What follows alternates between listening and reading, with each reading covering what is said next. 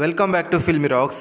Friends, ಇವತ್ತು ನಾವು box office ಕಲೆಕ್ಷನ್ನ ಮಾಹಿತಿ ನಿಮಗೆ ತಿಳಿಸಲಿಕ್ಕೆ ಹೊರಟಿರೋದು ಕರ್ನಾಟಕದ ಅದ್ಭುತವಾದ ಫಿಲ್ಮ್ ಆದ ಭೈರತಿ ರಣಗಲ್ ಫಿಲ್ಮ್ನ 5ನೇ ದಿವಸದ ಫುಲ್ ಡೇ ಬಾಕ್ಸ್ ಆಫೀಸ್ ಕಲೆಕ್ಷನ್ನ ಮಾಹಿತಿ ನಿಮಗೆ ತಿಳಿಸಲಿಕ್ಕೆ ಇಷ್ಟಪಡ್ತೀವಿ.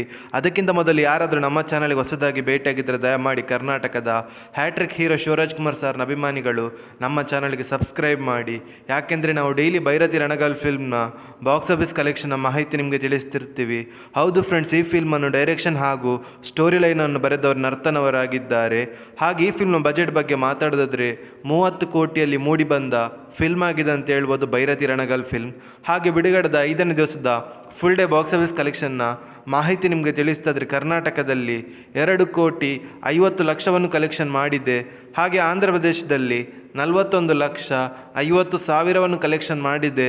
ಹಾಗೆ ಹಿಂದಿಯಲ್ಲಿ 39,60,000 ಕಲೆಕ್ಷನ್ ಮಾಡಿದೆ.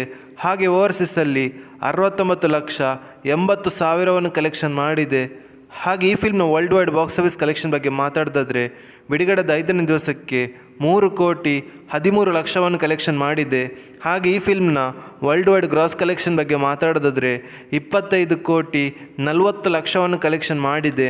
ಹಾಗೆ ಭೈರತಿ ರಣಗಲ್ ಫಿಲ್ಮ್ನ ವರ್ಲ್ಡ್ ವೈಡ್ ನೆಟ್ ಕಲೆಕ್ಷನ್ ಬಗ್ಗೆ ಮಾತಾಡೋದಾದರೆ 15,10,00,000 ಕಲೆಕ್ಷನ್ ಮಾಡುತ್ತಾ ಅದ್ಭುತವಾದ ಕಲೆಕ್ಷನನ್ನು ಮಾಡ್ತಿದೆ ಅಂತ ಹೇಳ್ಬೋದು ಭೈರತಿ ರಣಗಲ್ ಫಿಲ್ಮ್. ಹಾಗೆ ನಿಮ್ಮ ಪ್ರಕಾರ Bhairathi Ranagal film lifetime ಎಷ್ಟು ಕಲೆಕ್ಷನ್ ಮಾಡ್ಬೋದು ಅಂತ ನಮ್ಮ ಕಮೆಂಟ್ ಬಾಕ್ಸಲ್ಲಿ ತಿಳಿಸಿ.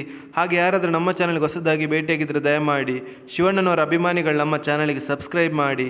ಯಾಕೆಂದರೆ ನಾವು ಡೈಲಿ ಬಾಕ್ಸ್ ಆಫೀಸ್ ಕಲೆಕ್ಷನ್ನ ಮಾಹಿತಿ ನಿಮಗೆ ತಿಳಿಸ್ತಿರ್ತೀವಿ. Thank you.